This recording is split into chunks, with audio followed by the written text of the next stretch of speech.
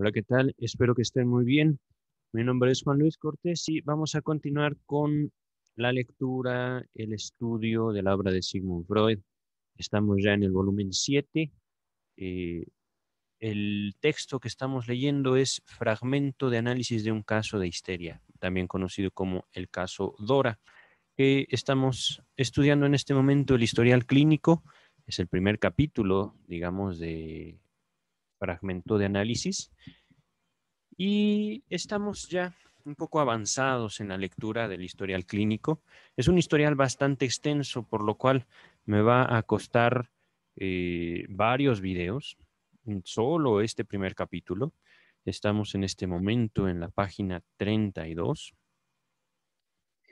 Les comento que antes de empezar con la lectura, estoy grabando este video el 13 de julio del año 2021. Hace unas horas ya me fui yo a poner mi vacuna contra el COVID. Eh, Han pasado cerca de 2 horas desde que me puse la vacuna. En estos momentos mis hermanos y mis primos se dirigen al lugar donde yo me inyecté.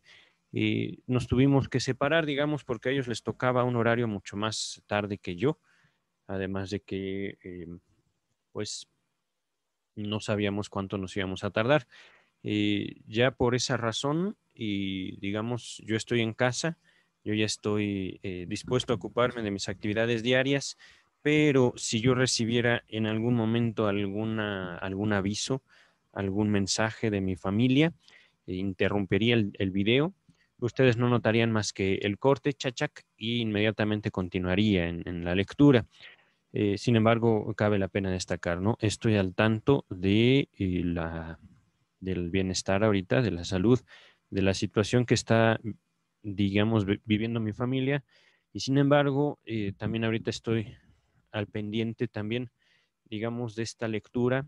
Antes de verla como una obligación, es sin duda un placer para mí estar aquí frente a ustedes y por supuesto frente a mí mismo, retomando este texto que ya tiene años de haberlo leído en su totalidad. Ahorita me estoy deteniendo y estoy haciendo los partícipes a todos ustedes de esta lectura. Ajá.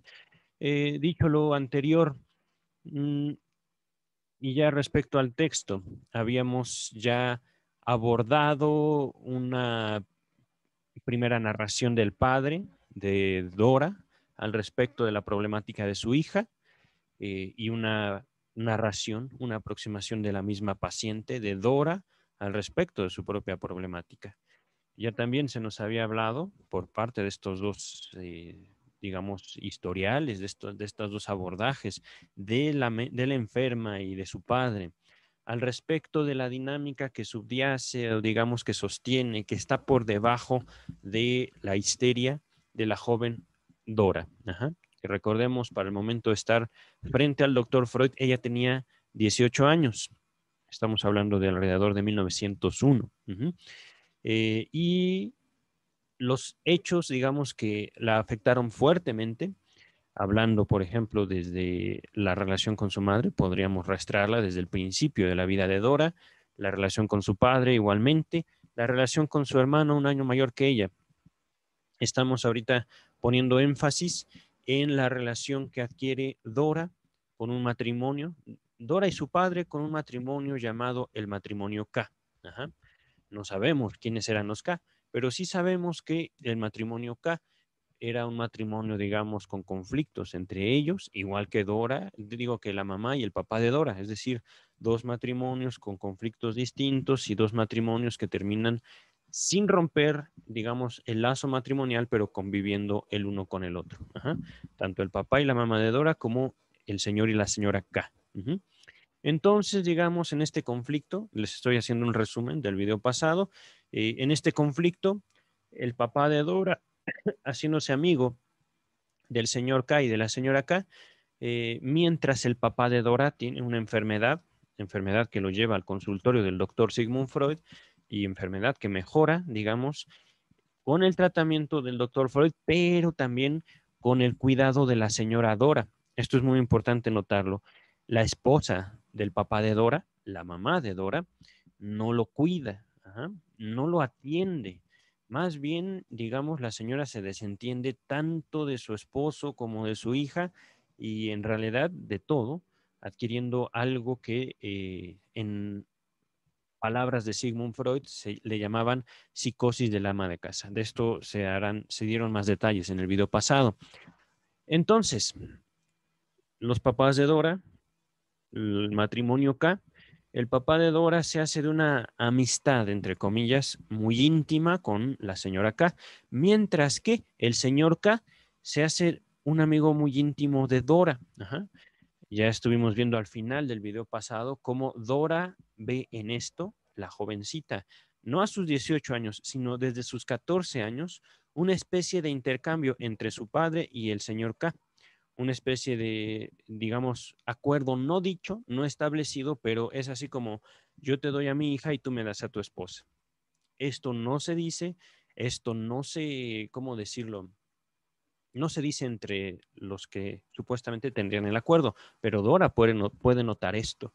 En este juicio que emite la misma paciente de su propia situación, debo de señalarlo, no es Freud el que lo señala, sino es la paciente. La paciente lo manifiesta en los momentos en los que ella está enojada, por supuesto, principalmente hacia su padre. ¿Por qué? Porque en palabras de Dora, su padre realmente mantenía un amorío con la señora de K. Y según nos lo ha expuesto la misma Dora, la misma paciente, hay evidencia para sostener ese amorío, ¿no? Por supuesto, los dos involucrados lo niegan. Esta negación le permite al padre de Dora sostener su matrimonio y de igual manera no ver afectado el matrimonio de K con esta, entre comillas, amistad íntima. Ujú. Dicho todo lo anterior, entramos ahora sí en un contexto en la página 32. Eh, para tener, digamos, mayor detalle, mucho mayor detalle, está el video pasado, ¿vale? Comienza el doctor Sigmund Freud. Toda vez que en el tratamiento psicoanalítico emerge una serie de pensamientos correctamente fundados e inobjetables, ello significa un momento de confusión para el médico que el enfermo aprovecha para preguntar. Lo que sigue está entre comillas, es decir, esta es la pregunta del enfermo. Todo es verdadero y correcto, ¿no es cierto? ¿Qué podría usted modificar? Pues es tal como se lo he contado. Pronto se advierte, regresa el doctor Freud, pronto se advierte que tales pensamientos inatacables para el análisis han sido usados por el enfermo para encubrir otros que que se quiere sustraer de la crítica y de la conciencia. Es decir, no se trata de eso que el paciente nos muestra, digámoslo, como inatacable, como inobjetable, que no se puede preguntar más porque ciertamente la evidencia ahí está. Se trata, digamos, de los pensamientos, de la serie de pensamientos, que también Freud usa la palabra complejo de pensamientos, conjunto de pensamientos que están, digamos, debajo de. Ujú. También esto de pensamientos lo estoy usando esta palabra, pero bien podría decirse conjunto de situaciones. Ajá. Tenemos una verdad, esa está ahí. Sin embargo, eso es usado por nosotros para sostener, entre comillas, pensamientos y, por supuesto, situaciones específicas. Ujú. Entonces, y por un lado, no se trata de ir a atacar toda, ¿verdad? De ir a cuestionar todo lo que nos dice una persona, yendo más allá, digamos, de la relación analítica. Se trata en todo caso de poder señalar, ok, supongamos, la delincuencia, ahí está, el gobierno, la economía, ahí está, todo ahí está. Y sin embargo, hay algo que nosotros como individuos y por supuesto la persona que tenemos enfrente hace con todo eso para llevar a cabo, por supuesto, su voluntad. Ahorita vamos a ver más al respecto. Continúa la página 32. Voy a repetir esto. Pronto se advierte que tales pensamientos inatacables para el análisis han sido usados por el enfermo para encubrir otros que que se quiere sustraer de la crítica y de la conciencia, no de la crítica del analista, sino de la crítica propia. Continúa, ¿vale? Una serie de reproches dirigidos a otras personas hacen sospechar la existencia de una serie de autorreproches de idéntico contenido. Ujú. Aquí yo no estaría tan seguro, digamos, de aplicar esta, esta fórmula tal cual en todos los casos. Lo que sí sabemos es que, gracias también al estudio de la interpretación de los sueños, todos los individuos manejan cierto grado, digamos, de culpa, manejan cierto grado de autorreproche. Repito, esto no como un signo o un símbolo, o esto no significa que el autorreproche sea enfermedad mental. Sin duda alguna. De hecho, en la interpretación de los sueños, vimos que Freud tenía cosas que reprocharse a sí mismo. Ajá. Por mencionar algunas cosas, Freud encuentra en sus propios análisis de sueños, que por supuesto constituyen parte de su autoanálisis, no todo, sin duda, pero en estos sueños Freud encuentra envidias. En estos sueños Freud encuentra ataques hacia sus amigos más queridos, desprecios hacia su esposa, etcétera, etcétera, etcétera, etcétera. Y por supuesto, todo esto, digamos, manifestado en los sueños de Freud como autorreproches. Ahorita ya no voy a decir mucho al respecto. Por supuesto, al final de este video les dejaré una liga a toda la lectura de la interpretación de los sueños que ya hicimos en este espacio. Ahorita vamos a continuar. Repito, estamos en la página 32, hablando de los autorreproches, ¿no? Los autorreproches como una manifestación de este caso, digamos, oculta tras los reproches que Dora dirige hacia su padre, como por ejemplo, es que tu papá tienes un amorío con la señora K. Sin embargo, lo que subyace a esta dinámica de reproches son los autorreproches, ajá, lo que está debajo de, lo que eso ya Dora ya no lo dice, es que hay algo de mí que no estoy tan dispuesto a aceptar frente a otros, pero sobre todo frente a mí mismo. Continúa el texto. Voy a repetir esto de esta manera. A ver, no, perdón. Solo hace falta redarguir cada reproche volviéndolo contra la persona que lo dijo. De esta manera de protegerse de un autorreproche dirigiéndolo a otra persona tiene algo de innegablemente automático. Haya su modelo en el redarguir de los niños, que sin vacilar responden, eres un mentiroso, cuando se los culpa de haber mentido. El adulto, en el afán de devolver el insulto, rebuscará alguna debilidad real del oponente, sin hacer recaer el acento en la repetición del mismo contenido. En la paranoia, esta proyección del reproche sobre otra persona, sin alteración del contenido y por tanto sin apuntalamiento en la realidad, se vuelve manifiesta como proceso de formación del delirio. Aquí, por supuesto, Freud elevó, digamos, el nivel expositivo. Ya Freud de repente no nos está hablando de una manifestación específica de la histeria de Dora, sino nos está llevando mucho más allá, digámoslo, en la liga de este fenómeno, digámoslo así, una proyección, digámoslo así, un depósito de mi propia dinámica en las relaciones que yo tengo con los demás y, por supuesto, en las relaciones que los demás tienen entre sí, como digamos, perdí el hilo ahorita de mi pensamiento. Esta proyección como una dinámica observable, no solo en la histeria, no solo en el caso de Dora, no solo, digámoslo, en como un fenómeno, perdón, común, sino también específico aquí de la paranoia. Ajá. Entonces, quiero hacerlo notorio esto, Freud está ligando ahorita en este comentario todas y cada una, digamos, de los estratos de la psicopatología, entre comillas, hablando de, o puesto en otras palabras, del grado de locura que tiene toda la humanidad. Vamos a continuar y les repito, estoy haciendo uso libre ahorita de la lengua, del lenguaje, de la palabra, con el objeto de, por un lado, ilustrar lo que el doctor Freud quería decir, y por otro lado, dimensionarlo de manera distinta.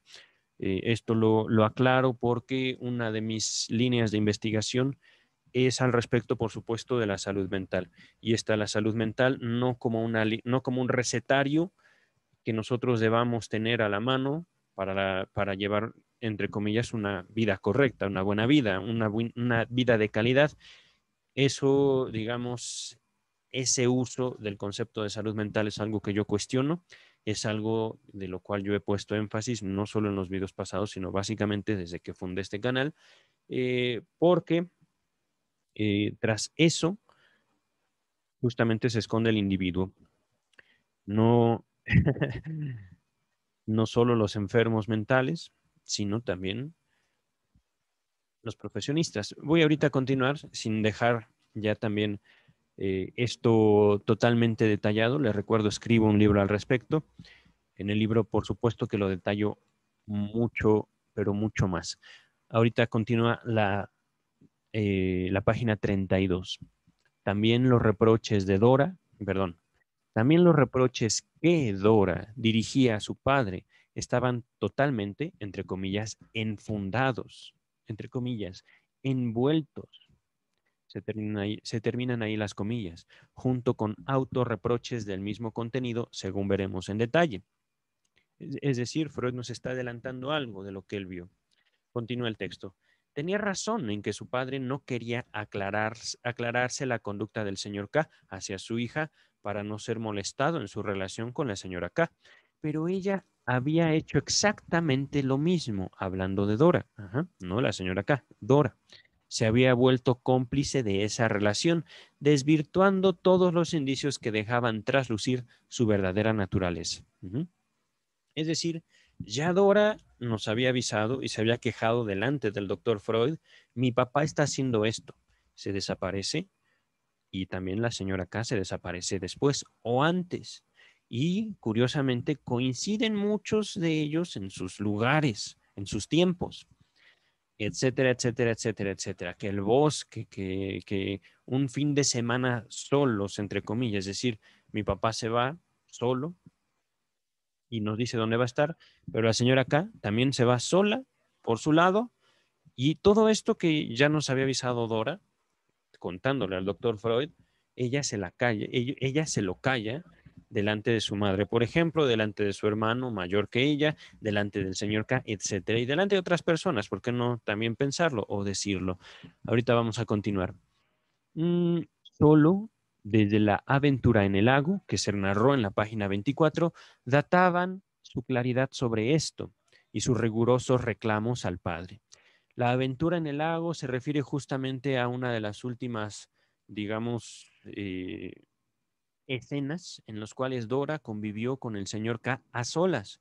Una escena en la cual simplemente Dora nos dice que el señor K le hizo una declaración amorosa. Recordamos que esta escena del lago eh, también pasaron alrededor de 3, 4 años antes de una escena mucho más intensa entre Dora y el señor K. Ajá. Entonces, después de esta declaración, que en la primera escena, solo para hacerles el, digamos, la mención de la primera escena, Dora aproximadamente tenía 14 años, cuando el señor K, un hombre casado, la, digamos, arregla la situación para encontrarla a sola en un lugar, digamos, apartado, la abraza, le roba un beso a Dora. Esto provoca que Dora salga corriendo. Esto antes de la escena del lago. En la escena del lago simplemente se nos dice que hubo una declaración amorosa. No sabemos si realmente él, por ejemplo, el señor K le dijo que la amaba, no sabemos si el señor K le tomó de la mano, no sabemos nada de eso, simplemente hubo una declaración amorosa. Entonces, eh, después de la declaración amorosa de naturaleza, digamos, sin aclarar, a partir de esa situación, el padre reclama acá que qué pasó, K se desentiende de la situación y con palabras más, palabras menos, llama loca a Dora, diciéndole es una muchacha muy fantasiosa, es una muchacha que malinterpretó la situación, yo nunca quise, decía acá, que por supuesto, recordemos, el doctor Freud llegó a conocer acá porque acompañó al papá de Dora a algunas consultas, digámoslo, en un afán de cuidarlo, en un afán de procurarlo. Entonces, repito, a partir de la escena del lago, Dora empieza a decirle a su papá, ya no quiero que veas a la señora K y de ser posible rompe relaciones también con el señor K. Situación o pedido que el señor el papá de Dora se desentiende y realmente no quiere el papá de Dora cortar esa relación de amistad, ni con K ni con su mujer. Ujú. Continuamos ahorita. A ver, repito, todos los años anteriores había hecho lo posible para encubrir las relaciones del padre con la señora K. Hablando de Dora, ajá. Nunca había, nunca iba a verla cuando sospechaba que su padre estaba ahí. Sabía que entonces alejarían a los niños y encaminaba sus pasos de manera de encontrarlos e ir de paseo con ellos. En casa de Dora había habido una persona que tempranamente le abrió los ojos sobre las relaciones del padre con la señora K y quiso incitarla a tomar partido en contra de esta mujer. Fue su última gobernanta, una señorita mayor, muy leída y de opiniones liberales. Aquí viene la nota número 25. Es una nota de Sigmund Freud. Esta gobernanta solía leer toda clase de libros sobre la vida sexual y temas parecidos y conversaba con Dora sobre sus lecturas, pero le había pedido francamente que guardara secreto ante sus padres de todo lo relativo a eso, pues nunca podía saberse qué punto de vista adoptarían ellos al respecto. Durante algún tiempo busqué en esa mujer la fuente de todo el secreto conocimiento de Dora, y quizá no andaba del todo equivocado. Véase, sin embargo, aquí nos dice James Strachey en la nota 25, la, la nota de la página 105. Ahorita estamos, repito, en la 33. Vamos a continuar con el texto principal. Maestra y alumna, hablando de Dora y su gobernanta, se llevaron muy bien durante algún tiempo, hasta que Dora de pronto se enemistó con ella e insistió para que la despidieran. Mientras la señorita tuvo influencia, la utilizó para azuzar a los demás contra la señora K. Azuzar quiere decir incitar, quiere decir advertir. Ajá. Por supuesto, ahorita estoy dando sinónimos o palabras que el contexto me indica el sentido. Posiblemente azuzar tenga un contexto distinto en la Real Academia Española, pero ahorita voy a, voy a dejar abriendo mi navegador, que no lo tengo yo en operación, y continuar con la lectura. Ujú. No recuerdo si estaba viendo una película. No, no estaba viendo YouTube. Esto porque posiblemente mis bocinas y no sé si también la grabación pueda verse, digamos, afectada por alguna posible ventana que yo haya dejado abierta. Vamos a continuar ahorita. Mm, a ver, expuso a la mamá que era incompatible con su dignidad tolerar semejante intimidad entre su marido con una extraña. También llamó la atención de Dora, sobre todo cuánto era llamativo de esa relación, hablando de la gobernanta, ajá, pero sus esfuerzos fueron vanos, pues Dora siguió tiernamente afecta a la señora K y no quiso saber de motivo alguno que hiciera parecer chocante el trato de su padre con ella. Por otra parte, advertía muy bien las razones que movían a su gobernanta. Ciega hacia su lado, era lo bastante penetrante hacia el otro. Es decir, mientras yo, Dora, voy a ignorar lo que está viviendo mi papá, yo sí puedo ver lo que está ocurriendo en la gobernanta. Ahorita vamos a ver.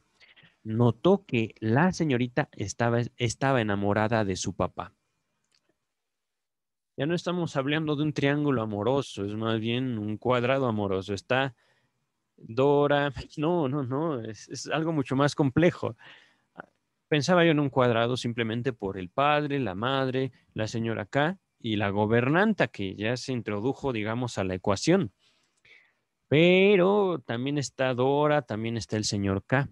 El hermano al momento no ha jugado al parecer ningún papel, por lo menos no en toda esta madeja de enamoramiento. A ver, permítanme, déjenme ver cómo va. Ah, miren, no tenía abierto yo Amazon Video. Bien, entonces Real Academia Española, si mal no recuerdo, era la palabra azuzar. Pero voy a dejarlo así, ¿vale? Vamos a continuar ahorita. Entonces, la gobernanta también estaba enamorada del padre de Dora. Continúa el texto. Cuando el papá estaba presente, parecía otra persona. Podía ser encantadora y servicial. En la época en que la familia vivía en el lugar donde se hallaba la fábrica y la señora K no aparecía en el horizonte, su, ina- su animadversión se dirigía a la mamá, como la rival que ahora contaba. Ok, en otras palabras, recordemos, el señor K, un señor que a veces padecía de los nervios y que a veces requería de tratamiento físico muy particular, solía llevarse a su familia entre el lugar donde tenía su fábrica y un lugar que nos dice el texto simplemente llamado B. Ajá, por supuesto, está abreviando el nombre del lugar para no poder determinar el lugar real, el lugar exacto donde ocurría toda esta dinámica amorosa. Pero la gobernante entonces se trataba de una trabajadora de la familia de Dora. ¿Cómo se apellidaba? De la familia Bauer. Ajá, una trabajadora de planta, una trabajadora que llevaban a todos lados. Ujú. Mientras la familia de Dora estaba en B, por supuesto, papá, mamá, hermano, Dora, gobernanta, veía la gobernanta en la señora K una enemiga, una rival. Pero cuando la señora K no estaba, entonces era la gobernanta en contra de la mamá. Imagínense algo así. Y algo con lo que Dora lidiaba cotidianamente. Ujú. Vamos a ver aquí, en qué... Aquí está. Pero nada de eso tomó Dora a mal. Esto es importantísimo y fabuloso realmente. También en esto vemos la inteligencia de esta muchacha. Digamos, era una persona destacable, Dora. Ajá. Solo se irritó al notar que ella misma le era totalmente indiferente a la gobernanta y que el amor que le mostraba iba dirigido, de hecho, al papá. Durante la ausencia de este, de la ciudad fabril, la señorita no tenía tiempo para ella. No quería acompañarla en sus paseos, no se interesaba por sus trabajos. Apenas el papá volvía de B, digamos, donde descansaba, entre comillas, pero por supuesto donde encontraba a la señora K, esto es un comentario mío, se mostraba de nuevo dispuesta a prestar toda clase de servicios y de ayuda. Por eso Dora la hizo despedir. La pobre le había iluminado con claridad no deseada un aspecto de su propio comportamiento. El comportamiento que la señorita tenía a veces hacia Dora era el mismo que Dora había tenido hacia los hijos del señor K. Les hacía el papel de madre, los instruía, salía con ellos y así les ofrecía un cabal sustituto del escaso interés que su madre les mostraba. Miren, esto es importantísimo. La mamá de Dora no le prestaba interés. La señora K no prestaba interés a sus hijos, pero justamente esta falta es para ser llenada por la figura de Dora misma. Ujú. Entonces, digamos, en un papel simbólico, en un papel de trato más bien cotidiano, si bien la señora de K y K estaban casados, eso nadie lo iba a cuestionar, nadie lo iba a atacar, por debajo del agua, esa relación se sostenía justamente del contacto entre la señora K y el papá de Dora y el señor K y la misma Dora. Ajá. En otras palabras, siendo algo así como un matrimonio simbólico, como un matrimonio fingido, el que se sostenía socialmente, y por otro lado, un matrimonio más real, el que digamos, alternaban estas dos parejas. Ajá. El papá de Dora con la señora K y el mismo señor K con Dora. Ujú. Continuamos. Les hacía el papel de madre, los instruía, salía con ellos y así les ofrecía un cabal sustituto del escaso interés que su madre les mostraba. Eso ya lo había leído. Entre el señor K y la señora K se había hablado a menudo de divorcio. No se producía porque el señor K, que era un padre tierno, no quería renunciar a ninguno de los dos hijos. El compartido interés por los niños había sido desde el comienzo un medio de unión en el trato entre el señor K y Dora. Es decir, hablando como el señor K, yo noto que mis hijos te quieren mucho. Yo noto que tú también los quieres. Qué bueno. Ajá. Nada más. Qué bueno. Pero también, no solo el qué bueno, sino también el robarle el beso, el hacerle la declaración amorosa de naturaleza desconocida. Ajá. Ahorita vamos a continuar. Evidentemente, el ocuparse de los niños era para Dora la cobertura destinada a ocultar ante ella misma y ante los extraños alguna otra cosa. De su conducta hacia los niños, tal como se la iluminó con la conducta de la señorita hacia ella, se extraía la misma conclusión que de su tácito consentimiento al trato de su padre con la señora K, a saber, que todos esos años ella había estado enamorada del señor K. Importantísimo.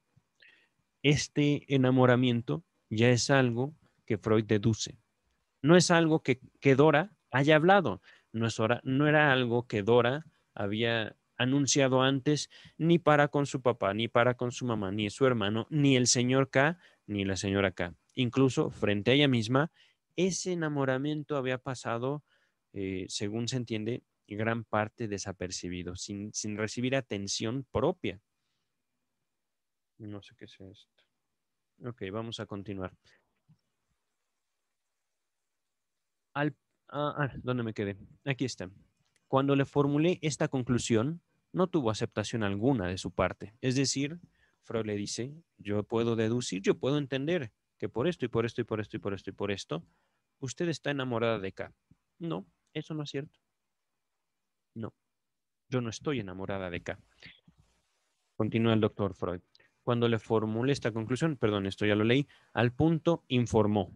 Es verdad que también otras personas, por ejemplo, una prima que había estado de visita durante algún tiempo en B, le habían dicho, estás loca por ese hombre, pero ella pretendía no acordarse de un sentimiento tal. Repito, ella pretendía no acordarse de un sentimiento tal. La prima de Dora, una mujer que por supuesto no tenía ningún, aquí en México tenemos esta expresión, ninguna vela en el entierro, ninguna intención, la prima de Dora que no ganaba nada al señalarle a Dora cómo estaba enamorada del señor K, le habla en tiempo presente. Tú estás loca por ese hombre. Y Dora hablando como de tiempo pasado, recibiendo estas palabras como si hubiera sido tiempo pasado, no acordarse de un sentimiento tal.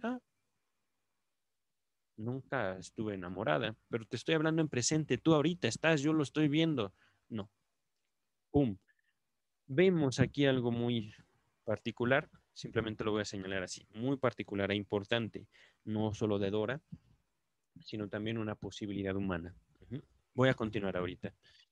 Más tarde, cuando la abundancia del material emergente hizo difícil desconocerlo, hablando ya en el análisis, abundancia del material emergente, hablando de que la misma Dora se permite a ella misma y frente a ella misma, no tanto frente al doctor Freud, el doctor Freud fue un testigo, esto lo podría yo eh, comparar con otros procesos, pero ahorita nos vamos a detener aquí con Dora. Ella misma empieza a hablar, se permite emerger dentro de la capa de negación que ella misma se había establecido. Ajá. Lo estoy poniendo con esas palabras. Por supuesto, ahorita el doctor Freud dice, cuando la abundancia del material emergente hizo difícil desconocerlo, concedió que podía haber estado enamorada del señor K en B. Es decir, puede ser que yo haya estado enamorada de K, pero cuando estábamos en B, hace 4 años. Dice el texto, pero desde la escena junto al lago, eso quedó superado. Nota número 26, aquí nos dice Freud directamente, es una nota muy pequeña, véase el segundo sueño. Vamos a ver en el segundo sueño qué fue lo que ocurrió y qué, digamos, nivel de verdad, qué relación tiene Dora consigo misma. Esto es lo importante, esto es lo fascinante, como una posibilidad no solo de Dora, sino realmente humana. Dice el texto ahorita, de cualquier modo, seguía en pie que el reproche de haber hecho oídos sordos a ciertos deberes irrenunciables y de haber arreglado las cosas de la manera más cómoda para su propio enamoramiento, vale decir, el reproche que ella esgrimía contra el padre recaía sobre su propia persona. Nota 27. Aquí se plantea esta pregunta. Si Dora estaba enamorada del señor K, ¿Cómo se explica su rechazo en la escena junto al lago, o al menos la forma brutal de ese rechazo que denotaba hostilidad? ¿Cómo pudo una muchacha enamorada ver un ultraje en un cortejo amoroso que en modo alguno, según veremos después, se mostró torpe o chocante? Esto es fascinante, fascinante. Puesto en otras palabras, el señor K, en esa declaración amorosa, no fue torpe, no fue bruto, fue más bien un enamorado, por qué no decirlo, muy atento, muy delicado, muy inteligente. Se acercaba gradualmente a un objeto de amor que prácticamente estaba ya puesto. Y sin embargo, ese acercamiento bueno terminó no solo en un rechazo, sino en una agresión de Dora hacia acá. Vamos a continuar ahorita con el texto. Su otro reproche, a saber, que su padre creaba sus enfermedades como pretexto y las explotaba como un recurso, también coincide con todo un fragmento de su propia historia secreta. Cierto día se quejó de un supuesto nuevo síntoma, unos lacerantes dolores de estómago, y yo di en lo justo preguntándole, entre comillas, ¿a quién copia usted en eso? Repito, ¿a quién copia usted en eso?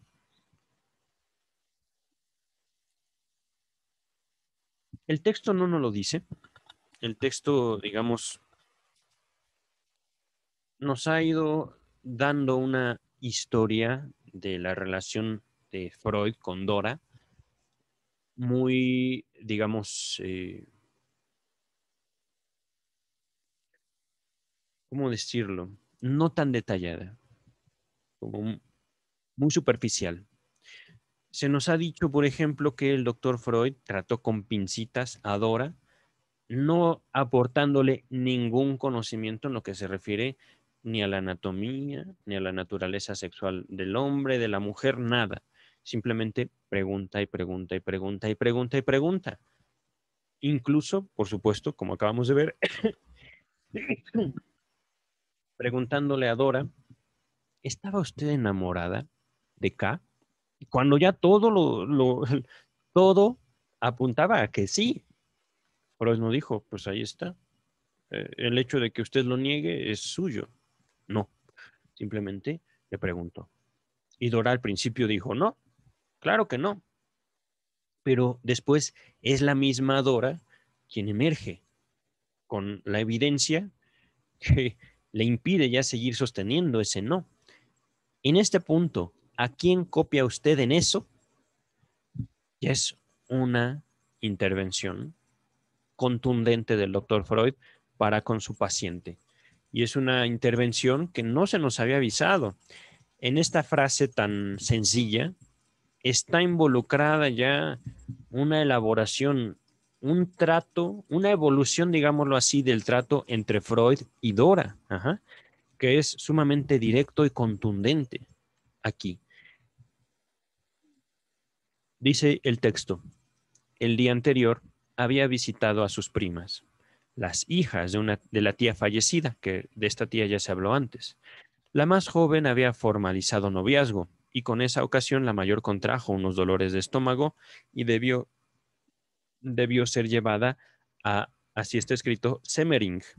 Aquí viene la nota 28. Nos dice James Strachey que Semmering es un lugar de descanso para personas con problemas de salud que entonces estaba de moda, situado en las montañas a unos 65 kilómetros al sur de Viena. Continuamos con el texto. Entonces, Dora sí estaba copiando a alguien. Pero por supuesto, este tipo de declaraciones, de intervenciones, como la que acaba de hacer el doctor Freud, se van sustentando con el tiempo. No estamos hablando de la primera sesión, no estamos hablando tal vez ni de la décima. No sabemos con qué regularidad, pero seguramente la habrá visto diario el doctor Freud. No sabemos en qué punto de ese diario, pero sabemos que el tratamiento completo duró 3 meses. Continúa el texto. Mm, aquí me quedé. Entonces, Semmering, ¿dónde estaba? Semmering, aquí está. Dora creía que en la mayor no era sino envidia, pues siempre enfermaba cuando quería obtener algo y justamente lo que ahora quería era alejarse de la casa para no asistir a la dicha de su hermana. Está hablando de la Dora con su prima, ¿eh? Lo que Dora veía en su prima. Nota 29, un suceso cotidiano entre hermanas. Es decir, eh, estoy feliz, hermana, sé feliz conmigo. No, mejor me enfermo. Por supuesto, lo estoy poniendo en palabras y en forma mucho más resumida que lo que veían. En verdad, ellas se enfermaban y en verdad tenían que ser trasladadas a hospitales, a lugares de cuidado, lugares de reposo. Continúa el texto, pero sus propios dolores de estómago decían que ella se identificaba con su prima, así declarada simuladora, ya fuera porque también le envidiaba a la más dichosa su amor o porque veía representado su propio destino en el de la hermana mayor, que poco antes había tenido una relación amorosa de final desdichado. Nota número 30. Más adelante, nos dice Strachey en la página 69, continúa Freud, consignaré otra conclusión que extraje de los dolores de estómago. Esta era la nota 30. Bien, regresamos al texto principal. Ahora bien, observando a la señora K, ella había averiguado cuán provechosamente pueden usarse las enfermedades. Es decir, ya me enfermé, cuídame, por favor. Ujú. El señor K estaba de viaje durante una parte del año. Cada vez que regresaba, hallaba doliente a su mujer, quien hasta el día anterior, según Dora sabía perfectamente, había gozado de buena salud. Es decir, esto de cuídame no solo era usado por el papá de Dora hacia la señora K, sino era usado también por la señora K hacia su mismo marido, una forma de entregarse al otro. Continúa el texto. Dora comprendió que era la presencia del marido lo que hacía enfermar a la mujer y que ésta consideraba bienvenida su enfermedad para sustraerse de unos deberes conyugales que le eran odiosos. Es fascinante. Yo pensé en un primer momento, la señora K decía que estaba enferma para que el señor K la cuidara, pero no, era justamente lo opuesto. El señor K llegaba de trabajar, de estar ausente parte del año para estar sexualmente con su mujer, con su esposa. Y eso, por supuesto que no entraba en los planes de la esposa. Para evitarse esa molestia, ese trato, ese intercambio, por qué no decirlo, ese contacto, no solo sexual, sino con su esposo, ese intercambio molesto, ella enfermaba y se apartaba de su esposo. Continúa el texto. Una observación de Dora acerca de su propia alternancia entre enfermedad y salud durante los primeros años que pasó en B, cuando era niña, se insertó en este lugar. Así no pude menos que conjeturar que sus propios estados dependían de algo similar, es decir, ¿qué estás haciendo tú con tu enfermedad, pequeña Dora? En efecto, en la técnica del psicoanálisis vale como regla que una conexión interna, pero todavía oculta, se da a conocer por la contigüidad, es decir, lo cercano de, por la vecindad temporal de las ocurrencias, exactamente como en la escritura una letra A y una letra B, puestas una al lado de la otra, significa que ha querido formarse con ellas la sílaba ab. Ajá. Dora había presentado gran cantidad de ataques de tos con afonía. Recordemos afonía, algo así. No puedo hablar. Continúo, ¿vale? Viene una pregunta. ¿La ausencia o presencia del amado habría ejercido una influencia sobre la venida y la desaparición de estas manifestaciones patológicas? Si así fuera, en alguna parte tendría que ponerse de relieve una concordancia de la Torah. Me pregunté por la duración media de esos ataques. Era de 3 a 6 semanas. ¿Cuánto habían durado las ausencias del señor K? También tuvo que admitirlo, entre 3 y 6 semanas. Por tanto, con sus enfermedades ella demostraba su amor por K, así como la mujer de éste le demostraba su aversión. Oh. Solo hacía falta suponer que se había comprobado a la inversa, perdón, no comprobado, repito, solo hacía falta suponer que se había comportado a la inversa que la mujer. Enfermaba cuando él estaba ausente y sanaba tras su regreso. Las cosas parecían armonizar así realmente, al menos para un primer periodo de los ataques.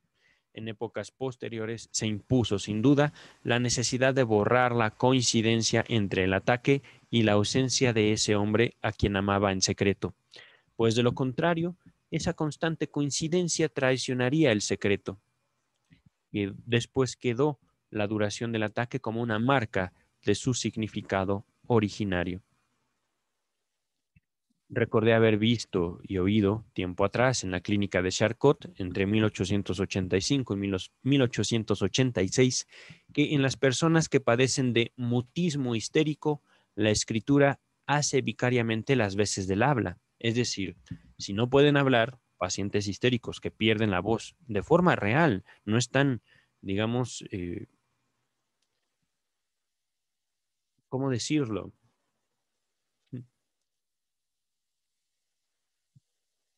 Simplemente no pueden hablar, no pueden, es todo, ¿no? Ya hemos hablado de la histeria antes, tienen todo para escribir, no pueden. Perdón, tienen todo para hablar, no pueden. En vez de hablar, escriben. Ajá. Escriben, dice el texto, con mayor soltura, más rápido y mejor que otras personas y que ellas mismas antes cuando hablaban. Ajá. Igual le había ocurrido a Dora. En los primeros días de su afonía, la escritura le fluía siempre con particular facilidad de la mano. Esta peculiaridad como expresión de una función fisiológica sustitutiva que la necesidad se procura. No exigía en verdad un esclarecimiento psicológico, pero lo notable era que este último se obtenía fácilmente. El señor K le escribía mucho cuando estaba de viaje, le enviaba tarjetas postales. Llegó a ocurrir que ella sola estuviera al tanto del día de su regreso y éste sorprendiera a la señora K. Por lo demás, el hecho de que uno entable correspondencia con el ausente, con quien no puede hablar, no es menos natural que el de tratar de hacerse entender por escrito cuando uno ha perdido la voz.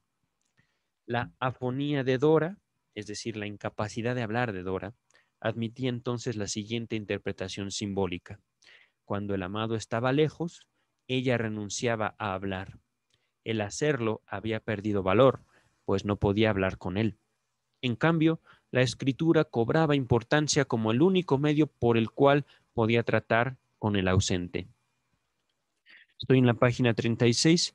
Voy a pedirles unos segundos mientras reviso que no tenga yo mensaje alguno en mis medios de contacto. Repito, mensajes con mi familia, ahorita mis hermanos que fueron a vacunarse. A ver, al parecer todo tranquilo. Ah, perfecto. Ya los vacunaron.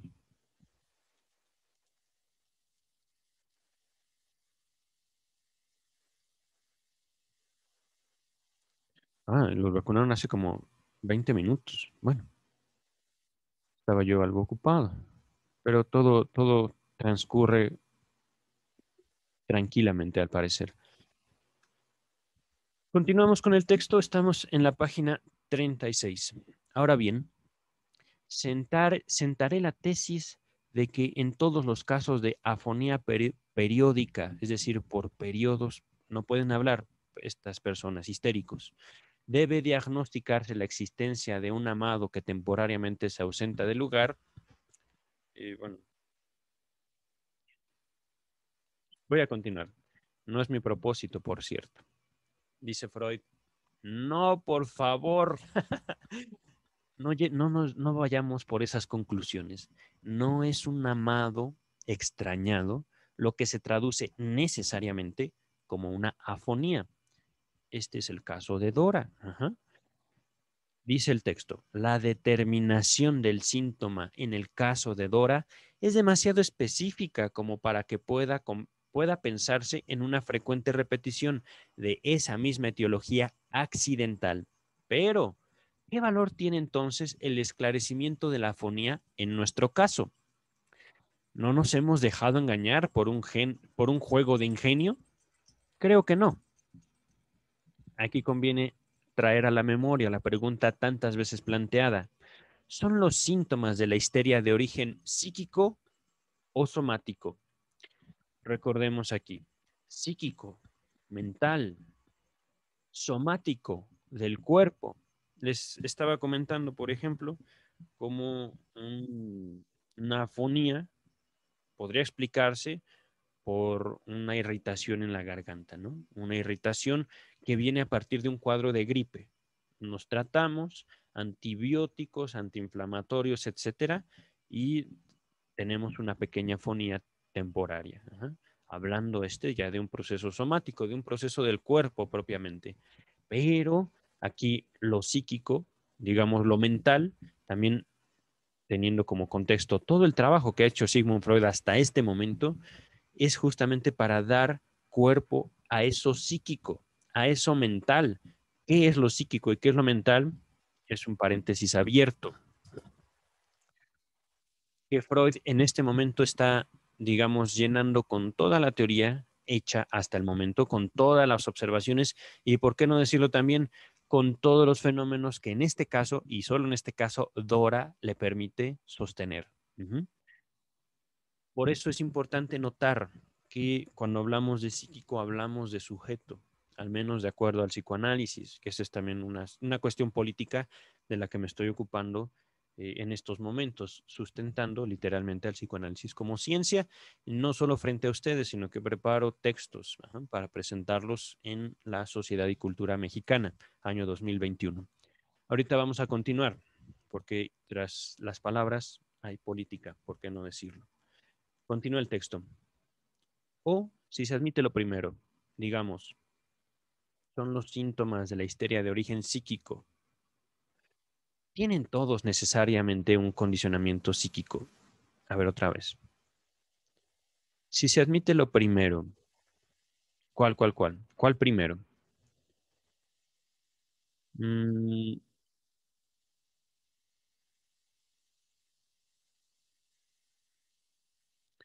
miren, aquí ya tengo la duda. Voy a repetir todo esto, ¿vale? Aquí conviene traer a la memoria la pregunta tantas veces planteada. ¿Son los síntomas de la histeria de origen psíquico o somático? O si se admite lo primero, ¿tienen todos necesariamente un condicionamiento psíquico?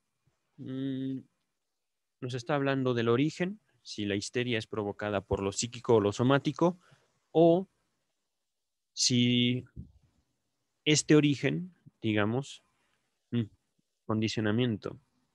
Es que esta pregunta me cuesta trabajo insertarla, digámoslo, en el ordenamiento lógico del pensamiento de Freud en este momento, que nos habló de un origen. Aquí tienen todos los síntomas de la histeria necesariamente un condicionamiento psíquico. Condicionamiento, podría yo decirlo, no solo origen, sino lo psíquico condiciona todos los síntomas de la histeria. Creo que así podríamos entenderlo mejor esta pregunta. Si, si, la, si la histeria se ve determinada por lo psíquico, es decir, la histeria tiene un origen psíquico, sea lo que sea eso psíquico. No solo tiene un origen, sino lo psíquico determina las manifestaciones, es decir, los síntomas de la histeria. Hablamos no solo, digamos, de A más B, A más B como lo psíquico, A más B igual a C. Sino estamos hablando aquí de A más B más X igual a C, teniendo también como X una indeterminación. Aquí estoy tratando de simbolizar matemáticamente el texto de Freud. Es como decir, hay histerias que se caracterizan por estos síntomas, pero no todas las histerias toman todos los síntomas, sino solo algunos. Afonía, parálisis, etcétera, etcétera, etcétera. Situaciones que se manifiestan específicamente en el cuerpo del paciente, del enfermo. de histeria. Por supuesto que recordemos ahorita la histeria ya no es considerada por la ciencia psiquiátrica moderna. Eso no quiere decir que no exista, simplemente no se la considera, hablando de política. Vámonos ahorita al texto. Esta pregunta, como tantas otras en cuya respuesta vemos empeñarse en vano a los investigadores, no es adecuada. Perfecto. El estado real de las cosas no está comprendido en la alternativa que ella se plantea. Hasta donde yo alcanzo a verlo, todo síntoma histérico requiere de la contribución de las dos partes, tanto lo psíquico como lo somático. Esto se los estoy diciendo yo. No puede producirse sin cierta solicitación o transacción somática brindada por un proceso normal o patológico en el interior de un órgano del cuerpo o relativo a ese órgano. Aquí es como un mind blow. Vámonos despacio. No puede producirse sin cierta solicitación somática. Aquí viene la nota 31. Nos dice James Strachey. Parece ser esta la primera ocasión en que Freud emplea esta frase, que aparece muy poco en sus obras posteriores. Véase el texto La perturbación psicógena de la visión según el psicoanálisis. Oh, ok, perfecto. Todo bien, todo bien.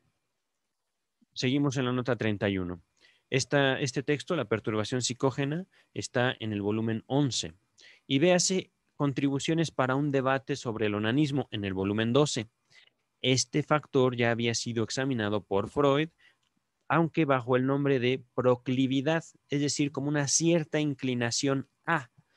En el texto Estudios sobre la histeria, en el volumen 2, les recuerdo, ya está todo el volumen 2 en este espacio de YouTube.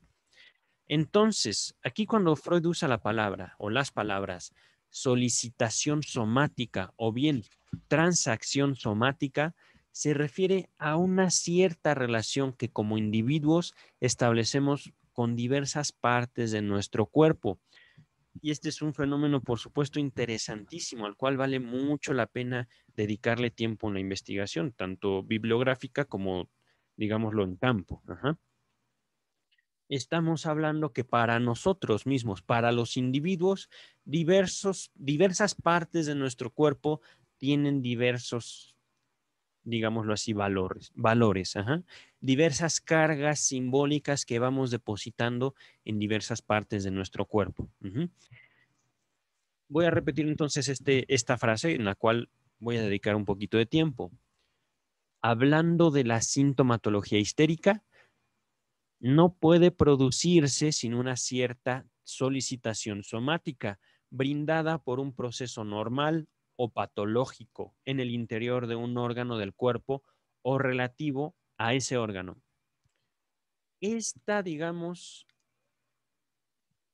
grado de importancia que adquieren nuestros miembros, nuestros órganos, nuestras partes del cuerpo, hablando de partes específicas, no la totalidad, ajá, partes específicas del cuerpo adquieren diverso valor para el sujeto que tiene ese cuerpo a través de procesos normales, digámoslo así, a través de procesos del habla, por ejemplo, a través de procesos socializadores, como en procesos patológicos. Es decir, diversos órganos de nosotros mismos adquieren también valor alto para nosotros mismos a través de enfermedades.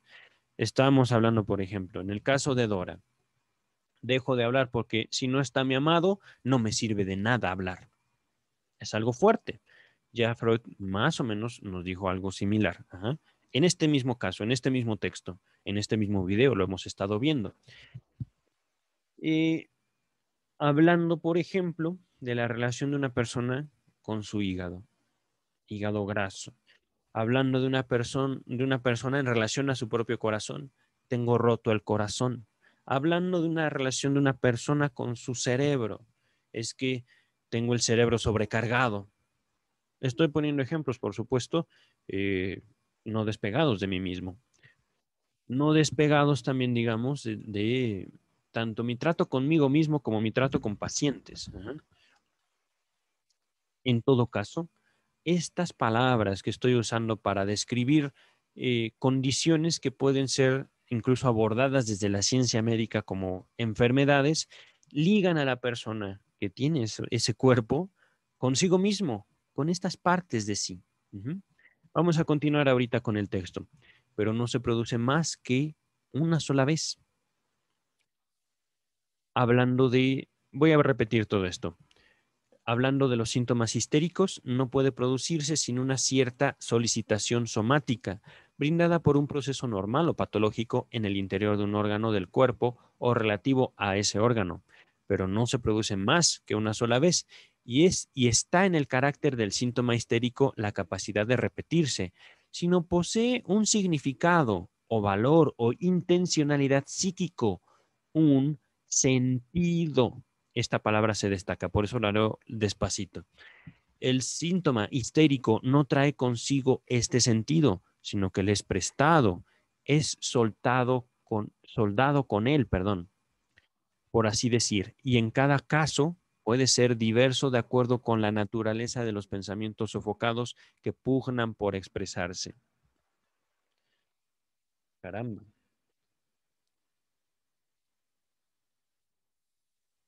Estamos hablando aquí de la histeria, estamos aquí, sin duda, eh, llevando el texto un poquito más allá, tratando de ligar el texto con al menos mi contexto histórico y social.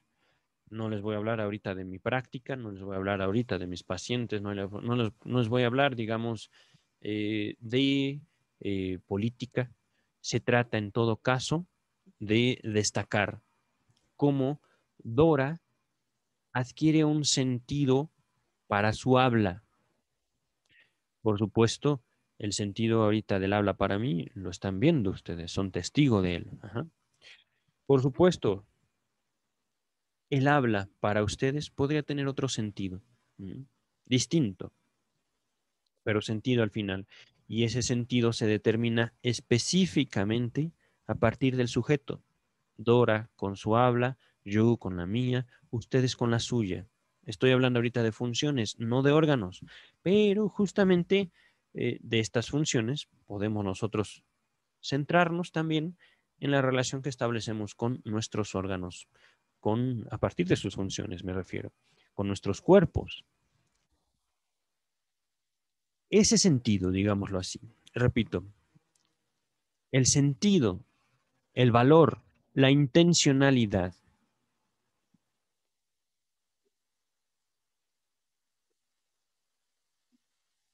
no trae, el síntoma histérico no trae consigo ese sentido, ese valor, esa intencionalidad, sino que le es prestado, es soldado con él, por así decir, y en cada caso puede ser diverso de acuerdo con la naturaleza de los pensamientos sofocados que pugnan por expresarse. Para que nosotros podamos adquirir ese sentido, digámoslo así, tras el síntoma, tras una incapacidad, tras una situación específica en la cual nosotros no nos damos cuenta cómo la sostenemos, es necesario justamente apropiarnos de los pensamientos sofocados que lo sostienen y que pugnan por expresarse tras eso, tras la utilización de las condiciones. Continúo ahorita.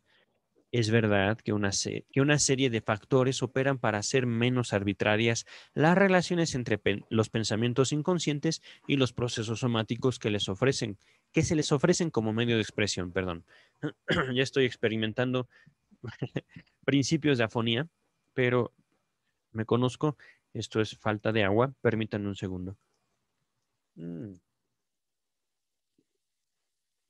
Ya estoy leyendo, ya llevo leyendo aquí un ratito. Mientras descanso mi garganta, voy a ver. Ok, ok. No hay ninguna novedad, mi familia está bien, yo creo que ya vienen en camino a mi casa. Vamos a continuar. Repito, es verdad que una serie de factores operan para hacer menos arbitrarias las relaciones entre los pensamientos inconscientes y los procesos somáticos o del cuerpo, les comento, que se les ofrecen como medio de expresión, así como para aproximarlas a unos pocos enlaces típicos. Para la terapia, las destinaciones del alemán Bestimmung, con doble M, dadas, repito, para la terapia, las destinaciones dadas dentro del material psíquico accidental son las más importantes. Los síntomas se solucionan en la medida en que se explora su intencionalidad psíquica, es decir, dime para qué estás enfermo, literalmente. Una vez que se ha removido lo que puede eliminarse mediante un psicoanálisis, es posible formarse toda clase de ideas, probablemente acertadas, acerca de las bases somáticas, por lo general orgánico-constitucionales, de los síntomas. Tampoco respecto de los ataques de tos y de afonía de Dora nos restringiremos a la interpretación psicoanalítica, sino que pesquisaremos tras ella el factor orgánico del cual partió la, entre comillas, solicitación somática, para que pudiera expresarse la inclinación que ella sentía por un amado temporariamente ausente. Y si en este caso hubiera de parecernos fruto de un habilidoso artificio el enlace entre expresión sintomática y contenido de los pensamientos inconscientes, nos vendría bien enterarnos de que la misma impresión puede obtenerse en cualquier otro caso, a raíz de cualquier otro ejemplo. Ahora se me dirá, lo sé, que es muy modesta ganancia la de que, merced al psicoanálisis, no debamos buscar más el enigma de la histeria en la, entre comillas, particular labilidad de las moléculas nerviosas o en la posibilidad de unos estados hipnoides, sino en la, entre comillas, solicitación somática. Aquí nuevamente ya estamos como entrando a un terreno complejo. Estoy aquí introduciendo un comentario, ¿vale? Este comentario no está en el texto. Tiene por objetivo, por supuesto, hacer más comprensible esta frase que acaba de usar el doctor Freud. Moléculas nerviosas. Estamos hablando de por qué no abordar los síntomas como un proceso somático, como un proceso única y exclusivamente del cuerpo. Les mencionaba, me enfermo, irrito mi garganta, no puedo hablar. Un té con miel, ¿me sirve? Claro que me sirve. ¿Por qué no, digamos, hablar en este caso, un caso de neurosis, de una irritación en los nervios, como se abordaba, digámoslo así? Y por irritación, si estás muy irritable, pues tranquila, relájate, o tranquilo, relájate, descansa, vete a dormir, etcétera, etcétera, etcétera. Procesos que actúan sobre nuestro cuerpo. Aquí, hablando específicamente de estados hipnoides, se refiere, por supuesto, a la tesis formada por Breuer, la tesis que se expuso en estudios sobre la histeria.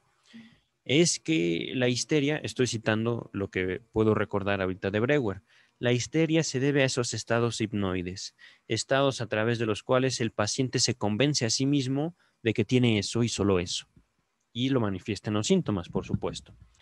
Aquí, hablando y distinguiendo la solicitación somática que acaba de hablar Freud, que nos acaba de mencionar, se habla, digamos, de una cierta tendencia de un organismo a relacionarse con sus órganos, con sus partes. Ajá.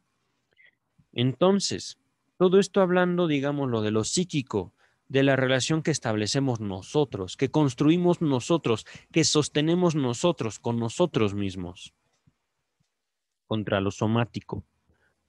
Atiéndete, cuídate, procúrate, descansa, etcétera, etcétera, etcétera, etcétera, etcétera.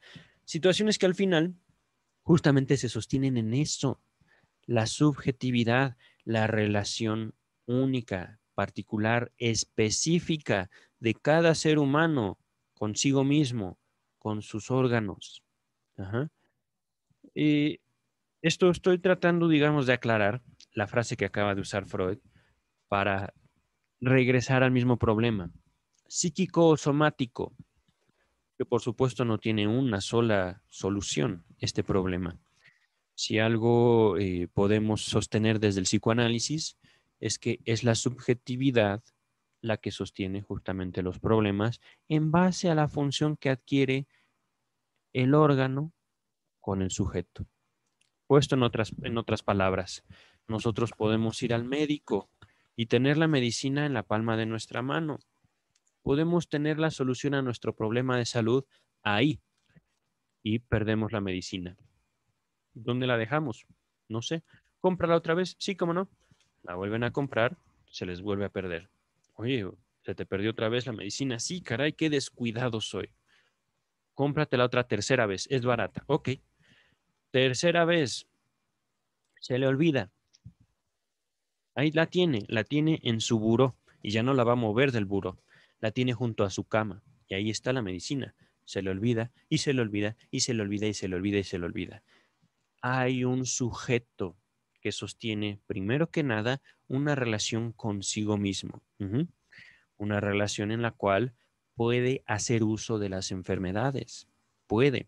Ahora, esto, por supuesto, ya hemos hablado de los accidentes en psicopatología de la vida cotidiana. Se trata, en todo caso, de notar qué es lo que estamos haciendo con nosotros. Se trata de qué es lo que estamos haciendo para sostener determinadas formas de relación con nosotros y, por supuesto, también con los demás. Ahorita vamos a continuar. Por supuesto, no pienso ahorita darles mucho mayor detalle. Ya lo he hecho, digamos, no he dejado el texto solito, sino que he dado también más contexto. Estoy seguro que seguirán dudas porque es natural, es normal. No se trata de decirlo todo, absolutamente todo, sino que ustedes y yo también vivimos esta dinámica inconsciente, vivimos esta dinámica más allá de nuestra voluntad, más allá de nuestra conciencia y de manera cotidiana, nuestros sueños, por decir un solo ejemplo. Ahorita voy a continuar invitándolos, por supuesto, a dedicar un tiempo al estudio, a dedicar un tiempo a la escucha propia, a dedicar un tiempo al análisis de sus propios sueños, que eso es justamente la formación como psicoanalista.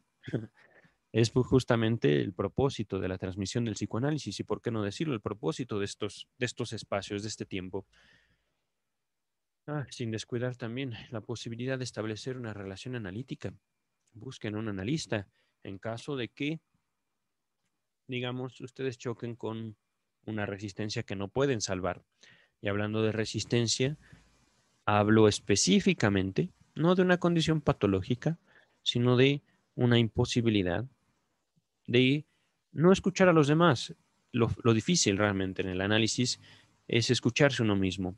Es, en todo caso, poder continuar indefinidamente una asociación libre. Ujú. Ahorita vamos a continuar. En contra de esa observación, hablando, repito, no debamos buscar más el enigma de la histeria en la particular labilidad de las moléculas nerviosas o en la posibilidad de unos estados hipnoides, sino en la solicitación somática. En contra de esa observación, destacaré que el enigma no solo ha cedido algo de este modo, sino que se ha empequeñecido un poco. Ya no se trata del enigma íntegro, sino una parte de él, en la cual está contenido el carácter particular de la histeria. Se destacan estas palabras, que la diferencia de otras psiconeurosis. En todas las psiconeurosis, los procesos psíquicos son durante un buen trecho los mismos y solo después entra en cuenta la, entre comillas, solicitación somática, que procura a los procesos psíquicos inconscientes una salida hacia lo corporal. Cuando este factor no se presenta, el estado total será diverso de un síntoma histérico, pese a lo cual es afín en cierta medida. Es decir, pese a lo cual, pese a que no se manifiesta en un síntoma histérico, es similar, sirve para el fin de cierta medida. Tal vez una fobia, dice el texto, o una idea obsesiva, en suma, un síntoma psíquico. Puede ser entonces que ya no tengamos, por ejemplo, un salpullido. Puede ser que ya no estemos afónicos. Puede ser que no, no tengamos una, digamos, visión parcial, hablando como un síntoma histérico, hablando como un síntoma que no se justifica por una condición patológica, por un desgaste, digámoslo así, eh, físico, anatómico, un síntoma que tiene origen en un conflicto psíquico. Ajá. Aquí puede ser que ya no tenga el síntoma físico, pero habrá una fobia, Habrá una idea que siga regresando y que no podamos apartarla de nosotros. Una idea. Continúa el texto. Ahora vuelvo al reproche de, entre comillas, simulación de enfermedades de Dora hacia su padre. Es decir, papá, tú estás fingiendo enfermedades para estar con la mujer de K. Pronto observamos, dice el texto, que no le correspondían solo los autorreproches con respecto a estados patológicos anteriores, sino también con otros referidos al presente. En este punto, el médico tiene habitualmente la tarea de colegir y de contemplar lo que el análisis le brinda solo en alusiones. Repito, alusiones, referencias. Ajá. Tuve que llamar la atención de la paciente sobre el hecho de que su actual enfermedad respondía a motivos y era tendenciosa tanto como la de la señora K, que ella había comprendido. Es decir, la señora K se enferma cuando viene el marido porque no quiere ver al marido. Ajá, y eso lo sabe Dora. Dice el texto. He aquí mis puntualizaciones. No había duda de que ella tenía en vista un fin que esperaba alcanzar mediante su enfermedad. Ahora bien, este no podía ser otro que el de hacer que el padre se alejase de la señora K. Ok, perfecto. Mediante ruegos y argumentos no lograba nada. No lo lograba, perdón. Quizá esperaba alcanzarlo causando espanto al padre. Véase la carta de despedida. La carta de despedida era lo que podríamos entender como una carta suicida. Me voy, ya no aguanto esta vida. Cuídense mucho, los quiero mucho. Firma Dora. Esta carta, curiosamente, más bien Dora planea inconscientemente que su padre la encuentre. Y esto, por supuesto, tenía la intención de que el papá de Dora dejara de ver a su amiga íntima, la señora K. Ajá. Continúa el texto. Despertando su compasión por medio de los ataques de desmayo que se hablaron en la página 22. Y si nada de eso servía, al menos se vengaría de él. Perfecto. Estamos viendo, digámoslo así, el trato de una mujer sumamente inteligente hacia su padre. Ve lo que estás provocando, papá. Tú estás teniendo un amorío del cual no pienso hablar abiertamente, porque podría lastimar a mi madre, porque podría herir al señor K, podría herirte a ti, podría herir a la señora K, pero tienes un amorío. Renuncia a él. Oh, me desmayo. Oh, me suicido. Ajá. Y si nada de eso sirve, siéntete mal. ¿Por qué? Porque eres feliz. Estoy poniéndolo en otras palabras que por supuesto ya se vieron anteriormente. Ajá. Continúa el texto. Bien sabía cuánto apego le tenía él, su padre, y que le acudían lágrimas a los ojos cuando le preguntaban por el estado de su hija. Eso lo sabía bien la jovencita Dora. Yo estaba plenamente convencido de que habría sanado enseguida si el padre le hubiera declarado que sacrificaba a la señora K en bien de su salud, y esperaba que el padre no cediese, pues entonces ella conocería por experiencia el poderoso medio que tenía en sus manos. Y por cierto, no dejaría de servirse de sus posibilidades de enfermar en toda ocasión futura. Esto es fabuloso e importantísimo. Podríamos decir, Dora estaba chantajeando a su padre. Podríamos decirlo, podríamos sustentarlo, pero era sumamente importante que el padre no cediera. Y esto es fabuloso también. Nos habla, digámoslo así, y ya lo había señalado, cómo el padre sostiene su vida por sostener algo que en un contexto diferente sería abordado como pecado. Es un caso de adulterio, podríamos decirlo, desde la religión. Sin embargo, es algo que llena al papá de Dora de vida, de alegría, le da motivos para vivir. Igual a Dora. Dora, enamorada hasta la locura del señor K, sostenía con esta amistad una situación muy, muy, muy cercana a un amorío. Podríamos decir que el papá de Dora sostenía relaciones sexuales con la señora K. Casi, casi podríamos decirlo. Nunca, al momento nunca se ha señalado que Dora se haya dado cuenta, los haya visto, pero se escapaban muy seguido. Ajá. Entonces, eso le dio tanto al papá de Dora como a la señora K alegría en la vida. Y aquí tenemos a Dora queriendo, digámoslo así, imponer una moral, queriendo quitarle a su papá su felicidad y quitarle a su amiga, la señora K, también su felicidad, la relación entre ambos, por medio de síntomas, por medio de amenazas suicidas, por medio de desmayos.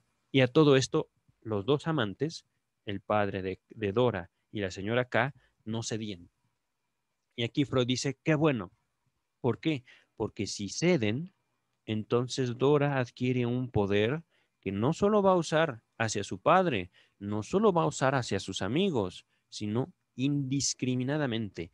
Cuando ella viera que eso puede lograr, lo va a usar. Punto.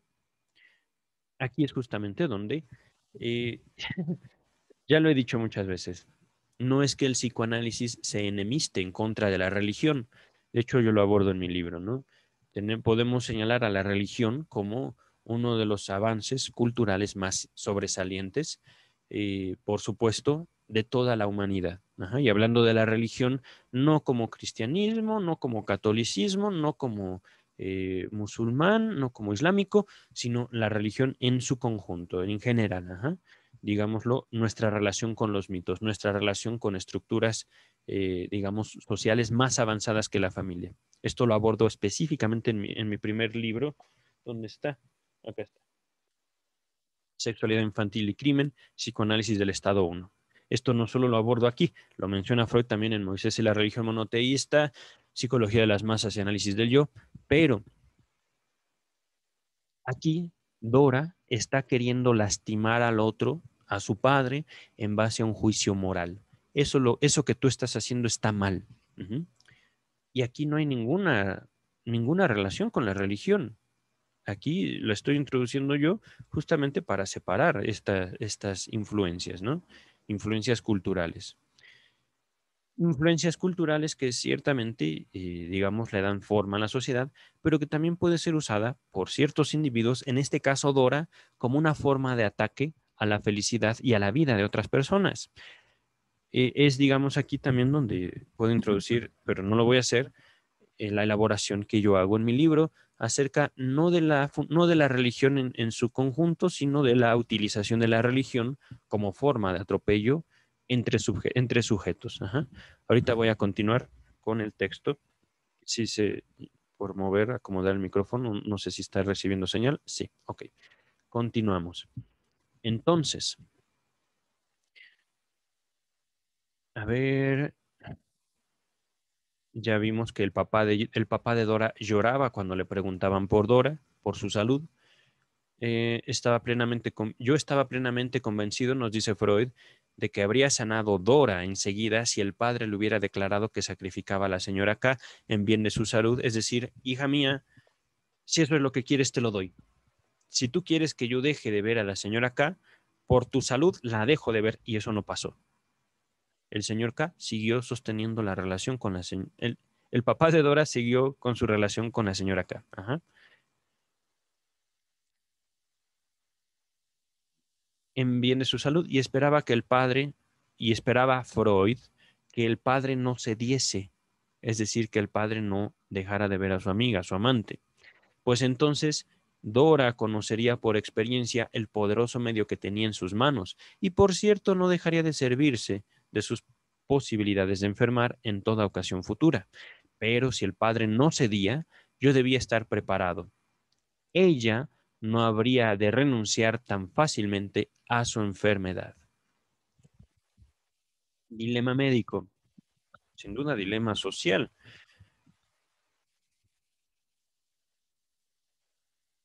El hecho de que el padre, afortunadamente, no abandonara a su amante implicaba trabajo duro para Freud. Bien, continuamos ahorita con el texto. Déjenme ver, estamos ahorita empezando o a punto de empezar la página 39. Yo creo que vamos un poquito menos de la mitad del historial clínico. No, ya vamos más de la mitad, mira. Página 39.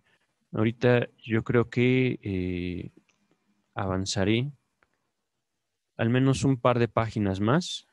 Yo creo que finalizamos hoy en la página 43, esperando también que eh, el contenido no sea tan pesado. Continúa el texto principal. Omito los detalles que mostraron cuán cabalmente correcto era todo esto, y prefiero traer a colación aquí algunas observaciones generales sobre el papel de los, se destaca estas palabras, motivos de la enfermedad. En el caso de la histeria, los motivos de la enfermedad han de separarse nítidamente. Se entiende de las posibilidades de enfermar, vale decir, del material con que se aprontan los síntomas. Aprontan. Yo podría pensar, una primera aproximación, esta palabra aprontan, apuntalar, tomar como base. Ajá. Voy a buscarlo ahorita sí ya en la Real Academia Española. Aquí está. Aprontar, aprontar. Nos dice la Real Academia Española prevenir, disponer con prontitud. Perdón, disponer con prontitud, entregar sin dilación dinero u otra cosa. Es decir, ahí está, como puesto de antemano. Voy a repetir eso. Los motivos de la enfermedad han de separarse nítidamente. Se entiende de las posibilidades de enfermar, vale decir, del material con que se aprontan los síntomas. Otra vez. Hay que separar los motivos de la enfermedad de las posibilidades de enfermar. Hay que separar, repito, los motivos de enfermar del material de donde se disponen personalmente los síntomas. Ajá. Ellos no tienen participación alguna en la formación de síntoma y ni siquiera existieron al comienzo de la enfermedad. Solo secundariamente se agregan, pero solo con su advenimiento se constituye plenamente la enfermedad. Viene nota 32 aquí. Nota agregada, nos dice James Strachey en 1923. Aquí viene en esta nota de Freud, nota 32, repito, las siguientes palabras de Sigmund Freud. No todo es correcto aquí. La tesis según la cual los motivos de la enfermedad no existían al comienzo de ella y se agregaron solo secundariamente no es sostenible. Ya en la página siguiente se citan motivos para enfermar que preexistían al estallido de la enfermedad y que tuvieron su responsabilidad en ese estallido. Más tarde he dado mejor razón de ese estado de cosas, introduciendo el distingo entre ganancia primaria y ganancia secundaria de la enfermedad. El motivo para enfermar es en todos los casos el propósito de obtener una ganancia. Respecto de la ganancia secundaria de la enfermedad, es atinado lo que se dice en los siguientes párrafos de esta sección, pero en toda contracción de una neurosis debe de reconocerse una ganancia primaria. El enfermarse ahorra, ante todo, una operación psíquica. Se presenta como la solución económicamente más cómoda en caso de conflicto psíquico, entre paréntesis, refugio en la enfermedad. Por más que la mayoría de las veces se revele después inequívocamente el carácter inadecuado de esa salida. Esta parte de la ganancia primaria de la enfermedad puede llamarse interna, se destaca esa palabra, psicológica. Es, por así decir, constante. Además, factores exteriores como la situación, mencionada a manera de ejemplo en el párrafo siguiente, de una mujer sofocada, del alemán Unterbruck. Una mujer sofocada por su marido proporcionan motivos para enfermar y así constituyen la parte externa de la ganancia primaria de la enfermedad. Esta nota continúa, pero lo que sigue son palabras de James Strachey, el traductor. Esta cuestión había sido esbozada ya en una carta a Fliess del 18 de noviembre de 1897, la carta 76.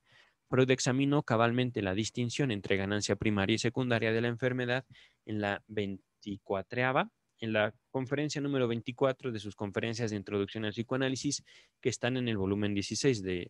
¿Dónde está? No me lo tengo junto a mí. La edición Amorortu, ¿vale? De la edición estándar.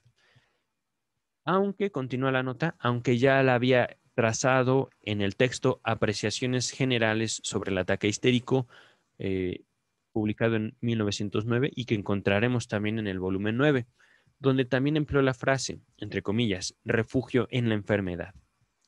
Volvió nuevamente sobre este asunto en una fecha muy posterior en el texto Inhibición, síntoma y angustia en el volumen 20, publicado en 1926. Ahí finaliza la nota 32. Vamos a continuar con el texto principal. ¿Puede descontarse su existencia? ¿De qué hablamos? Hablando, digamos, de las condiciones internas y externas que rodean la formación de un síntoma. Ajá. Puede descontarse su existencia en todos los casos en que esté presente un padecimiento real y de larga data, es decir, de larga historia. Ajá. El síntoma es primero, en la vida psíquica, un huésped mal recibido. Lo tiene todo en contra y por eso se desvanece tan fácilmente, en apariencia por sí solo, bajo la influencia del tiempo. Al comienzo no cumple ningún cometido útil dentro de la economía psíquica, pero muy a menudo lo obtiene secundariamente. Una corriente psíquica cualquiera haya cómodo servirse del síntoma y entonces éste alcanza se destaca, función secundaria y queda como anclado en la vida psíquica. El que pretenda sanar al enfermo tropieza entonces, para su asombro, con una gran resistencia que le enseña que el propósito del enfermo de abandonar la enfermedad no es tan cabal ni tan serio. Es que en serio, aquí hablando de... eh, no, no me voy a detener. Hay mucho, mucho que podría decir, pero quiero ahorita continuar para ocuparme de otras cosas, entre ellas escribir. Aquí viene la nota número 33, una nota de Sigmund Freud, simplemente nos dice, un hombre de letras que es por añadidura médico, Arthur Schnitzler, ha dado expresión muy justa a este conocimiento en su drama Paracelso. Bien, vamos a continuar. Imagínese a un trabajador, por ejemplo, a un albañil que ha quedado inválido por un accidente y ahora se gana la vida mendigando en una esquina. El taumaturgo se llega a él y le promete sanarle la pierna inválida y devolverle la marcha. No debe esperarse, yo creo, que se pinte en su rostro una particular alegría. Sin duda alguna, se sintió en extremo desdichado cuando sufrió la mutilación. Advirtió que nunca más podría trabajar y moriría de hambre o se vería forzado a vivir de la limosna. Pero desde entonces, lo que antes lo dejó sin la posibilidad de ganarse el pan se ha transformado en la fuente de su sustento. Vive de su invalidez. Si se le quita esta, quizá se lo deje totalmente inerme, sin posibilidades. Entre tanto, ha olvidado su oficio, ha perdido sus hábitos de trabajo y se ha acostumbrado a la holgazanería, quizá también a la bebida. Recordemos, estamos abordando un texto de 1901. Han pasado 120 años desde que este texto fue publicado. Ajá. 120 años de una presentación mucho más compleja de lo que hoy entendemos como enfermedad mental. Una forma, digámoslo así, de expresar la lástima hacia la condición humana. Ahorita lo estoy expresando de esta manera, lo he expresado de mil y unas maneras antes. Una forma de atender a la condición sufriente del ser humano, ajá, pero que sin duda raya en la lástima. Y una forma, por supuesto, que desde mi punto de vista es bastante cuestionable. Ahorita podría nombrarles mucho al respecto de mi propio trabajo, de mi propia investigación sobre la salud mental, pero aquí lo que estamos viendo es individuos que saben valerse de sus condiciones para alcanzar otras condiciones de vida y, por supuesto, otras situaciones económicas, otras situaciones sociales que les permiten sostener su vida de determinada manera. En todo caso, aquí podemos sustituir el taumatólogo, que sin duda está hablando de un médico, que sin duda está hablando de una persona capacitada para llevar salud, para curar a otras personas por la medicina, por la psiquiatría, por la neurología, por la psicología, cognitivo-conductual. Supongamos que cualquiera de estas disciplinas pudiera eliminar los síntomas. ¿Qué queda entonces? No ahondaré mucho más al respecto. Ya veo limitado mi tiempo. Eh, Simplemente dejar esa pregunta en el aire. Si nosotros cancelamos la relación de nosotros con nosotros mismos, ¿qué nos queda? Dice el texto, a menudo los motivos para enfermar empiezan a obrar ya en la infancia. La niña hambrienta de amor, que de mala gana comparte con sus hermanos la ternura de los padres, observa que ésta vuelve al afluirle si ella enferma y causa inquietud en los padres. En otras palabras, una niña que tiene hermanitos y con los cuales tiene que compartir a los padres. Esta niña nota que sus padres le ponen más atención, que sus padres le dan ternura si ella enferma. ¿Qué va a hacer la niña? Pues enfermar. No estamos hablando aquí de ansiedad, no estamos aquí hablando de depresión, estamos aquí hablando específicamente de adquirir relaciones, de adquirir enfermedades curables, mal cuidar una gripe, mal cuidar una diarrea. Por supuesto que devienen enfermedades mucho más peligrosas para el individuo, pero el individuo se procura eso. ¿Por qué? Porque así sus papás lo cuidan. Por ejemplo, continúa el texto. Ahora conoce un medio para granjearse, es decir, para procurarse el amor de sus progenitores, y se valdrá de él tan pronto como disponga del material psíquico para producir una enfermedad. Cuando la niña se ha hecho mujer y, en total contradicción con los reclamos de su infancia, se ha casado con un hombre desconsiderado que sofoca su voluntad, explota sin contemplaciones su capacidad de trabajo y no le brinda ternura ni le da dinero. La única arma que le queda para afirmarse en la vida es la enfermedad. Repito, la única arma que le queda para afirmarse en la vida es la enfermedad. Y aquí es que justamente, si nosotros curamos obligadamente a todo enfermo, no estamos dando salud necesariamente, no estamos procurando mejores calidades de vida. Hay que ver, y esto, por supuesto, en la medida de lo posible, ya he hecho una plática al respecto en los videos pasados, no todo médico puede dedicarle a sus pacientes 15 minutos de escucha.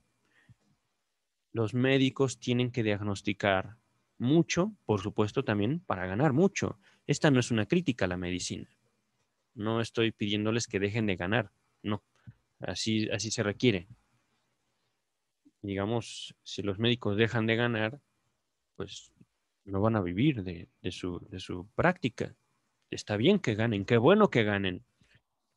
Pero aquí lo que se nos está, digamos, conduciendo es a considerar no solo la relación que una niña hambrienta de amor puede tener con la enfermedad, es la relación que en la humanidad entera puede existir de vida con la enfermedad mental, somática, etcétera, etcétera, etcétera.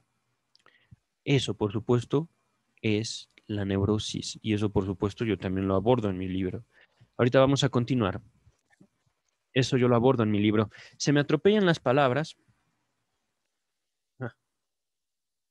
por el agua, ciertamente, pero hay mucho, es que hay mucho, mucho más, hay mucho contenido que ahorita no me doy tiempo, justamente. No es momento, no es lugar.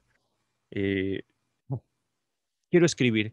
Este verme atropellado son mis ganas de escribir, de seguir en mi línea de investigación y de seguir publicando. Al respecto, por supuesto, de la relación de la humanidad con la enfermedad y todo esto a través del concepto de salud mental. Vamos a continuar ahorita. Estábamos con el ejemplo de la niña hambrienta de amor. La enfermedad le procura la anhelada consideración, obliga a su marido a hacer sacrificios pecuniarios de dinero, y a usar miramientos que no habría tenido de estar ella sana. Y en caso de que se cure, lo fuerza a tratarla con precaución, pues de lo contrario amenaza tener una recaída. El carácter en apariencia objetivo e involuntario del estado patológico que el médico que la trata no puede menos que refrendar, le posibilita el uso conforme a fines y sin reproches conscientes de un medio que probó su eficacia en los años de infancia. Lo que sigue está en signos de admiración. Sin duda alguna, ese estado de enfermedad es obra de un propósito. Los estados patológicos se hallan por lo general destinados del alemán Betzminen, no, Betzimen, con doble M. Repito, los estados patológicos se hallan por lo general destinados a cierta persona, de suerte que desaparecen cuando ésta se aleja. El juicio más burdo y trivial acerca de los trastornos histéricos que puede escucharse en labios de parientes incluidos o de enfermeras, perdón, parientes incultos o de enfermeras, es en cierto sentido correcto. Es verdad que la mujer que yace paralizada en cama se levantaría de un salto si estallara un incendio en la habitación, que la mujer melindrosa olvidaría todos sus achaques si un hijo se le enfermara con riesgo de muerte o si una catástrofe amenazara la situación hogareña. Todos los que se pronuncian así sobre los enfermos tienen razón, menos en un punto. Descuidan la diferencia psicológica entre consciente e inconsciente, lo que tal vez esté permitido todavía en el caso del niño, pero en el adulto ya no cuadra. Por eso es que no le sirven de nada al enfermo todos esos aseguramientos de todos esos aseguramientos de que, entre comillas, querer es poder, ni todas las exhortaciones y vituperios. Es preciso intentar primero que se convenza a sí mismo, por el rodeo del análisis, de la existencia de ese propósito de enfermar. En el caso de la histeria, el punto débil para cualquier terapia, sin duda, incluido el psicoanálisis, reside en general en el combate para los motivos de la enfermedad. Antes de continuar, aquí nos dice Freud algo de lo cual diré muy poco. ¿Por qué? Porque ciertamente me quitaría todo el tiempo hablar de mis pacientes histéricos. Es imposible. Es dificilísimo. No son pacientes ni obedientes ni amables. A veces son muy ofensivos, sin duda. Son pacientes de mucho cuidado. No son cooperativos, sin duda. Son más bien desafiantes, pero son esos pacientes no solo que nos permite decir es posible, es necesario, es útil el psicoanálisis, sino también son las dificultades en las que nos meten literalmente a todos, médicos, sociedad, familia, ellos mismos, analistas. Es esa condición, la histeria, que les vuelvo a mencionar, puedo demostrar, sigue existiendo, las que nos permite sostener justamente el psicoanálisis como ciencia. ¿Por qué? Porque ahí se nota esa específica relación entre sujeto y un cuerpo. Voy a continuar ahorita. Ah. La peripecia de vida del propio enfermo, en cambio, tiene facilitadas las cosas, pues no le hace falta atacar su constitución ni su material patógeno. Le quita un motivo para estar enfermo y él se libra de su enfermedad temporariamente y aún quizá de manera duradera. Si nosotros, los médicos, pudiéramos inteligir más a menudo los intereses vitales que los enfermos nos ocultan, cuántas menos curas milagrosas y desapariciones espontáneas de síntomas admitiríamos en el caso de la histeria. Eso es importante. Ora ha expirado cierto plazo, ora ha cesado el miramiento por una segunda persona o una situación ha variado radicalmente por un acontecimiento exterior. Y hete aquí que el padecimiento hasta entonces obstinado desaparece como de golpe, al parecer espontáneamente, pero en verdad porque se le ha sustraído el motivo más fuerte, uno de sus usos en la vida. Motivos que sostienen la condición de enfermo se hallarán probablemente en todos los casos bien desarrollados. Ay, no, es que antes de continuar, los histéricos y justamente sus familiares se van a distinguir por atacar literalmente la figura del médico, la figura del psiquiatra, la figura del neurólogo, la figura del psicólogo, por supuesto, y no digamos ya del analista, los van a atacar. No van a, no van a llegar, doctor, por favor, cure. No. A ver usted, inútil, yo no creo en usted. Yo no sé por qué vengo. Es más, no voy a hablar. Y no hablan. Y no hablan. Y no hablan. Y por supuesto, hay que saber hacer algo con ello. Y si nos quedamos, digamos, en la convención social, si nos quedamos en el, es que yo te voy a ayudar, no vamos a lograr absolutamente nada. Hay muchas formas de hacer algo con eso, pero por supuesto, ahorita no es momento de adentrarnos en el tema. Hace falta, por supuesto, primero que nada, un análisis propio. Lidiar no con, digamos, lo terco de otros, sino con lo terco de uno mismo. Ahorita no puedo ahondar mucho al respecto, pero sin duda es una posibilidad. Repito entonces, motivos que sostienen la condición de enfermo se hallarán probablemente en todos los casos bien desarrollados, pero hay casos con motivos puramente internos, como el autocastigo, vale decir, el arrepentimiento y la expiación, es decir, la forma de procurarse un perdón, no de Dios, no de la religión, no del padre, sacerdote, elder, ¿cómo se llama nosotros? Pastor, etcétera. No de los padres, no de papá, no de mamá, de uno mismo. Continúa el texto. En ellos, la tarea terapéutica, en estos casos de arrepentimiento y expiación, resultará más fácil de solucionar que en los casos en que la enfermedad está vinculada al logro de una meta exterior. Número 34, nos dice Strachey. No obstante, más tarde Freud adoptó una postura muy distinta acerca de las dificultades terapéuticas en los casos de deseo inconsciente de autopunición, es decir, de autocastigo. Véase, por ejemplo, el capítulo 5 del texto El yo y el ello, volumen 19. Vamos a continuar. Para Dora, evidentemente, esta meta era mover a compasión al padre y hacerlo apartarse de la señora K. Por lo demás, ningún proceder de él parecía irritarla, tanto como su predisposición a pensar que la escena junto al lago era un producto de su fantasía. Esto ya es como algo que hemos visto anteriormente, que les hice el comentario. Eh, el señor K, cuando es acusado de hacerle una propuesta amorosa a Dora, una jovencita de 14 años en ese momento, no, no es cierto, de 18 años ya estamos hablando, acusa a Dora de ser simplemente una muchacha fantasiosa, ajá, que eso nunca pasó y que ella malinterpretó las cosas. Eso era lo que más le enojaba a Dora, más que la relación que pudiera tener su papá de amorío con la señora K. Continúa el texto. Se ponía fuera de sí cuando consideraba la suposición de que pudiera haber imaginado meramente algo esa vez. Largo tiempo me tuvo perplejo colegir el autorreproche que se ocultaba tras el apasionado rechazo de esa explicación.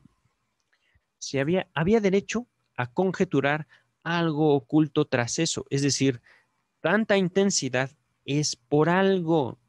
Ese coraje no es simplemente por, bueno, chance y sí me equivoqué, a lo mejor malinterpreté. No, no, no, era una ira increíble.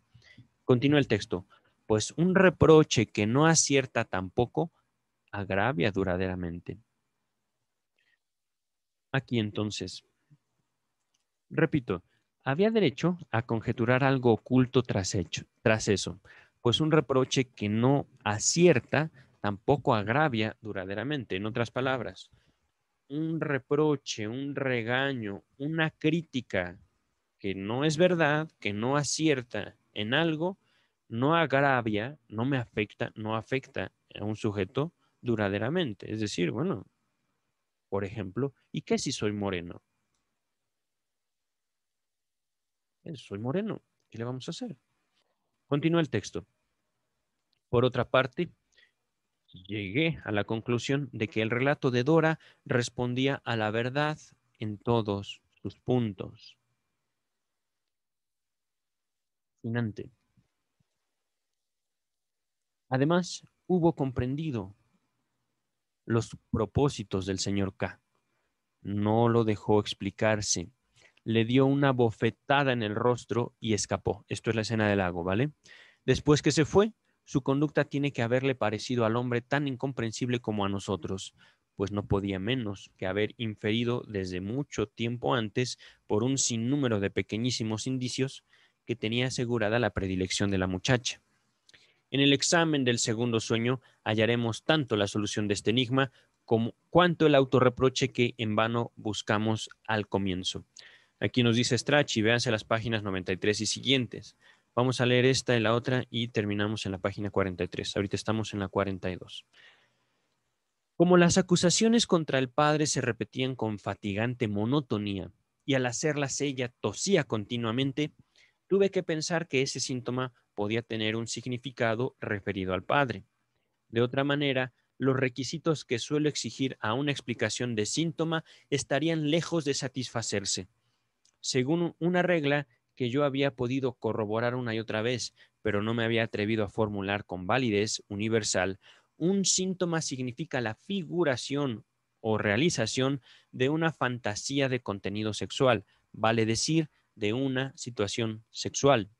Mejor dicho, por lo menos uno de los significados de un síntoma corresponde a la figuración de una fantasía sexual, mientras que los otros significados no están sometidos a esa restricción de su contenido. Pronto se averigua, cuando se emprende el trabajo psicoanalítico, que un síntoma tiene más de un significado y sirve para la figuración de varias hilaciones inconscientes de pensamiento.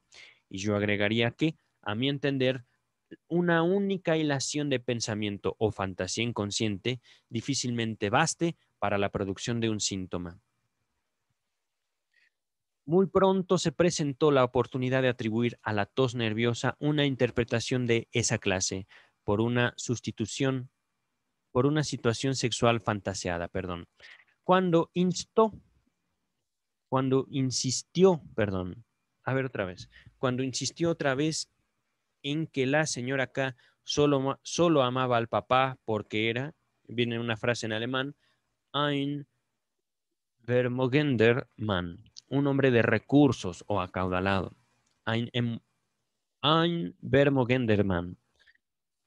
Por ciertas circunstancias colaterales de su expresión, que omito aquí, como la mayoría de los aspectos puramente técnicos del trabajo de análisis, yo noté que tras esa frase se ocultaba su contraria, que el padre era ein unvermögender Mann, un hombre sin recursos. Caramba, esto es fascinante. Aquí Freud no nos dice cómo, pero puede notar en esa frase, es que mi papá es un hombre acaudalado y por eso la señora K lo ama. También en esa frase dicha por Dora, Freud puede notar los indicios que está diciendo exactamente lo contrario, que su padre era un hombre sin recursos. Aquí, por supuesto, estamos hablando de lo económico en más de un sentido, ¿no? No solo de dinero, recursos, por ejemplo, emocionales, recursos, por ejemplo, intelectuales, recursos infinitos. Aquí no podría yo decir dos, tres dimensiones, muchísimas dimensiones. En último caso, reduciéndolo a un solo simbolismo, y estoy ahorita, digamos, traduciéndolo, por supuesto, un hombre impotente, como si la relación de el padre hacia la señora de K le pudiera a Dora dar los elementos para sostener a su padre como un hombre impotente, incapaz, no solo en el terreno sexual, sino en general. Ajá. Hablando aquí, por supuesto, no estoy tratando de decir que el padre y la señora K no tenían relaciones sexuales, no. Es, por ejemplo, una forma también de decir, mi padre está totalmente enamorado, mi padre perdió la cabeza, mi padre no puede hacer otra cosa frente a esa mujer. Ajá. Es mi padre un hombre sin recursos, como si Dora estuviera tratando de decir algo similar a esto. Continúa el texto. Esto solo podía entenderse sexualmente, a saber, que el padre no tenía recursos como hombre, era impotente. Míreme adelante. Dice el texto, después que Dora hubo corroborado esta interpretación por su conocimiento consciente, le expuse la contradicción en que caía cuando, por un lado, insistía en que la relación con la señora K era un vulgar asunto amoroso, y por otro lado, aseveraba que el padre era impotente y, en consecuencia, incapaz de sacar partido de semejante relación. Su respuesta mostró que no le hacía falta admitir la contradicción. Bien sabía, dijo, que hay más de una que hay más de una manera de satisfacción sexual.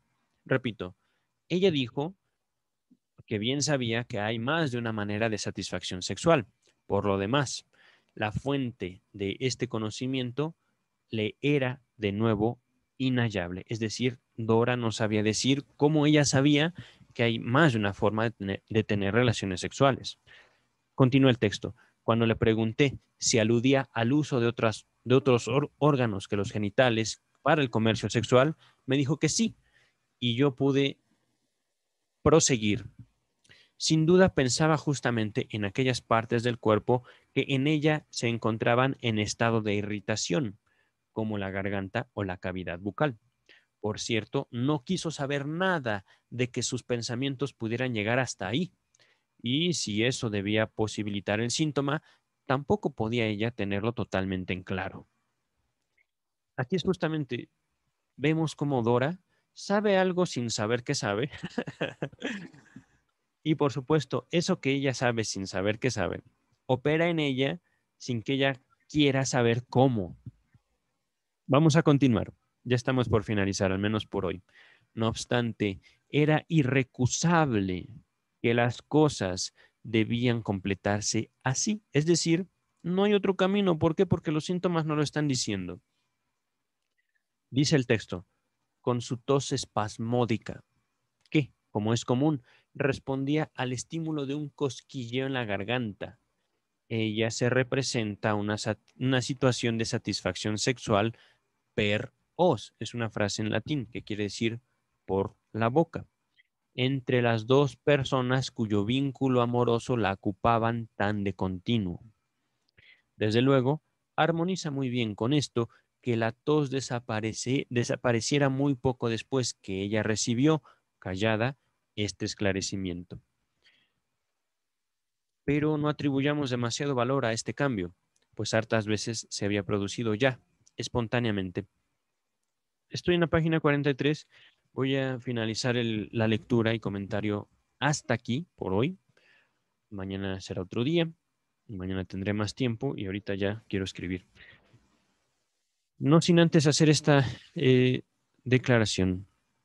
Freud empezó el trato con esta muchacha con mucho tacto, con, sin dar ya este análisis, esta relación analítica comenzó muy callado. Freud, sin dar mayor contexto, sin dar información. Freud no psicoeducaba, ajá, al menos no al principio. Ahorita ya hay interpretaciones, ahorita ya hay contenido, información, conocimiento que Freud poco a poco va aportando a la paciente conforme la paciente también le ha ido indicando, no solo con sus negaciones, que eso es importante considerarlo, no solo sus negaciones, que ella decía, no estaba enamorada de K, o al menos no recordaba estarlo, sino también con sus avances. Bueno, tal vez sí estaba enamorada, pero ya en el lago ya no. etcétera, etcétera, etcétera. La relación poco a poco va dando los caminos y Freud va, digámoslo así, haciendo los avances específicos. Voy a finalizar aquí. Ya me están buscando mis familiares. Yo creo que ya llegaron de su vacuna contra el COVID. Cuídense mucho. Nos estamos viendo pronto.